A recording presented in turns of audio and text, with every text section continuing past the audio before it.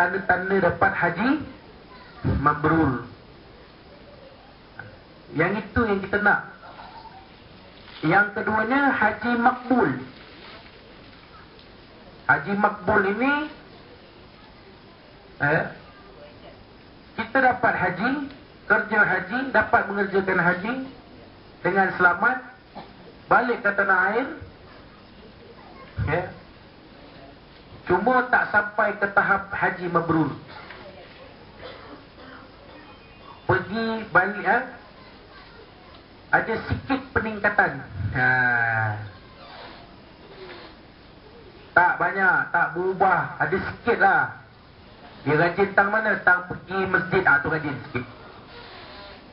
Tang majlis ilmu pun sama juga. Kan? Tutup aurat pun serupa juga. Belum pergi haji, tudung ada manik-manik. Balik tang haji, tudung lagi banyak manik. Kan? Tapi haji, hajar syarita. Ada perubahannya tapi tak banyak. Yang ketiga ni yang kita tak mahu, haji mardud. Allah Ta'ala tolak haji dia. Dapat dia title tuan haji, tapi haji itu tidak mengubah apa-apa pada diri dia. Dia tetaplah macam tu. Sebelum pergi haji pun malas datang ke masjid, balik tang haji pun malas datang ke masjid. Malah pergi ke masjid sembahyang Jumaat, balik singgah kedai Magnum dulu, beli nombor.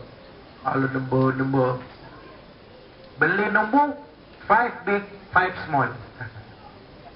Sama je. Kenapa Ji beli 5 kecil 5 besar ni Ji? Ni cerita Ramadan lah. Ramadan ni tu saja tembak buku dapat hadiah pertama. Duit tu boleh buat duit raya cucu-cucu balik kampung ni. La ilaha illallah. Nampak? Macam mana nak dapat haji? Macam mana tak dapat haji merdud? Yang keempat, yang ni awak tambah, haji malburu. Pergi haji, balik haji. Pergi haji, sebelum pergi haji, isyak rokok sehari sekotak. Balik tan haji, isyak rokok sehari 2 kotak. Ni haji malburu. Memang sungguh-sungguh jadi dapat haji malburu. Sungguh-sungguh dia makin kuat isap rokok. Patutnya dia pergi ke haji tu, balik haji tu boleh berhenti isap rokok. Balik tang haji lagi kuat isap rokok. Ni haji malburu. Yang kelima, haji yang orang Jawa panggil haji mabur. Haji mabur lebih teruk lagi daripada haji merdud. Tak pergi pun tak apa. Dia orang pergi ke Masjidil Haram, bertawaf, bersa'i, solat sunat, baca Quran, zikir. Dia pergi Masjidil Haram cari jin dekat tiang masjid. Tu haji mabur tu. Orang pergi haji bawa balik air zam-zam dengan kurma Nabi. Dia pergi haji cari batu akik, batu demo. Ni haji mabur. Yang ni kita tak nak. Kita nak haji mabrur. Tanamkan dalam diri kita, kalau ditakdirkan kita boleh pergi mengerjakan ibadah haji, biarlah Allah Ta'ala kurniakan kepada kita haji mabrur. Sebab haji mabrur itu akan membawa kita ke syurga Allah Subhanahu Wa Ta'ala. Haji mabrur. Baik. Macam mana nak dapat haji mabrur? Dalam diri kita mesti ada sifat berkorban. Kita nak pergi haji ni, kita korbankan masa kita. Kita korbankan harta kita. Haji ni sesatunya ibadah yang menggunakan wang ringgit yang banyak. Tambang terbang situ, sewa hotel situ, makan minum situ, sewa bas situ. Kan? Bukan sikit-sikit. Sekarang 11,000 itu muasasah. Kalau package sampai 20,000 ke atas. Sikit ke 20,000? Banyak. 20,000 tu kalau ikut boleh kahwin lagi satu tau. 20,000 tu. Tapi kita sanggup keluarkan 20,000 untuk kita, capus kita 40,000 untuk menunaikan haji. Mengorbankan harta, mengorbankan masa. Pergi ke sana nak mengerjakan haji ni bukan pergi 1-2 hari ya. 30 hari, 45 hari berada di sana. Kalau 30 hari, sebulan setengah, kalau melancong kak, banyak tempat boleh pergi, betul tak? Ya kan? Boleh pergi Sabah, pergi Sarawak,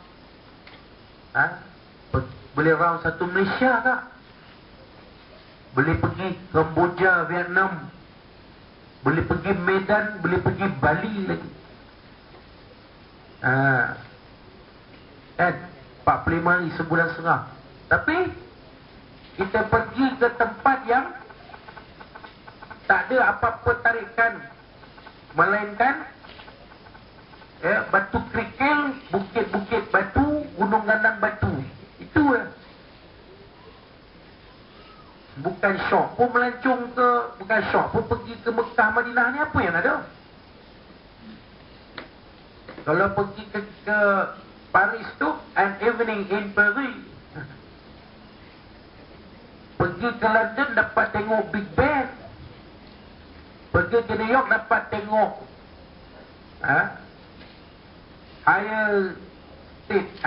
Empire State of Building, antara menara tertinggi di dunia. Pergi Mekah Madinah apa dia? Itu kalau orang pakai logik ke.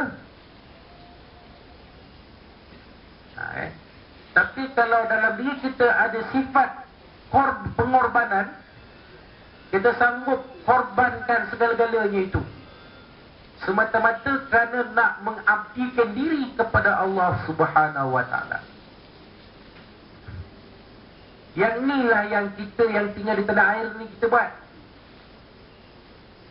Tak boleh nak korbankan harta, korbankan masa untuk mengerjakan haji. Kita korbankan harta, korbankan masa untuk melakukan ibadah korban. Kan? Apa makna korban? Ibadah korban, satu ibadah yang mana kita menyembelih binatang ternakan, lembu, kambing, kerbau, unta, kibas, dan apa saja yang dikatakan binatang korban, binatang ternakan, semata-mata kerana mengabdikan diri kepada Allah. Jangan kucing ke rumah pula kita korbankan pula. Binatang ternakan. Yalah Ustaz, saya ternak kucing sampai 20 ekor Ustaz. Itu tak masuk. Binatang ternakan yang disepakati sebagai binatang yang boleh dikorbankan itu bukan masuk yang kita bela di rumah sampai 20 ekor kucing tu. Tak masuk. Walaupun kakinya 4. Yang masuk ialah lembu, kerbau, kambing, unta, kibas. Semata-mata kerana mengabdikan diri kepada Allah. Itu korban.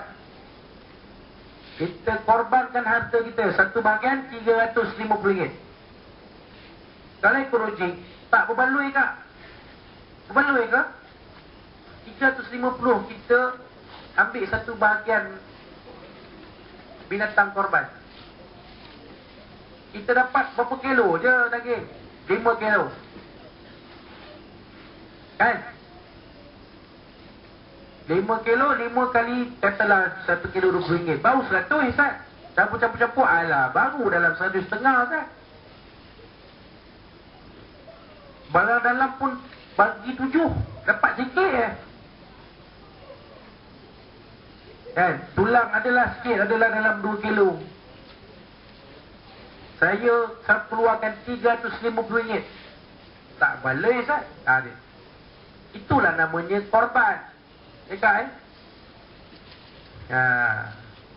kalau kita sanggup mengorbankan 350 untuk satu bahagian, kita didik jiwa kita supaya mahu berkorban. Lepas-lepas ni akak, bolehlah akak korbankan gelang yang ada dalam simpanan tu. Kita beli 10 gelang, satu gelang RM1,000. Ada 10 gelang, korbankan satu, ada 9. RM1,000 bagi pada tuan jelah. Ini untuk kuliah takmir surau. Pergilah Ustaz Azmi tu sekali mengajar 200 ni. Esok habis cakap lagi dengan saya jual lagi satu gelang.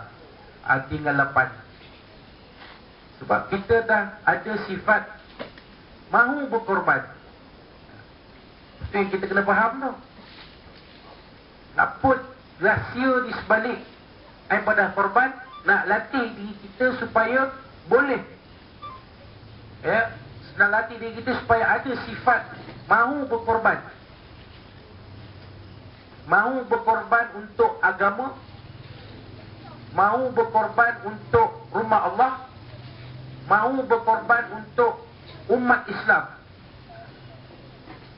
Macam sekarang, bukan saja kita boleh melaksanakan ibadah korban untuk masyarakat kita, tapi kita boleh melaksanakan korban untuk sahabat-sahabat, saudara-saudara si Islam kita di negara-negara lain. Di Kemboja sebagai contoh ya, orang Islam Kemboja makan daging setahun sekali kak weh. Kita makan daging hari-hari lah, tak heran lah. Cuma yang bestnya, daging korban ni segar Ustaz. Ya. Dia segar, kalau rebus cepat empuk. Wah, itu je beza. Nak kata betul-betul excited makan daging korban, tak juga, sebab dah hari makan daging. Betul saya kata bang? Kan? Pergi kedai tom yum, order nasi goreng Pattaya, dalam nasi goreng Pattaya ada daging. Ya kan? Kan? Daging lembu tu tak heran lah. Tapi umat Islam di Kemboja makan daging setahun sekali. Betapa fakir dan miskinnya mereka. Maka ada program korban untuk umat Islam Kemboja.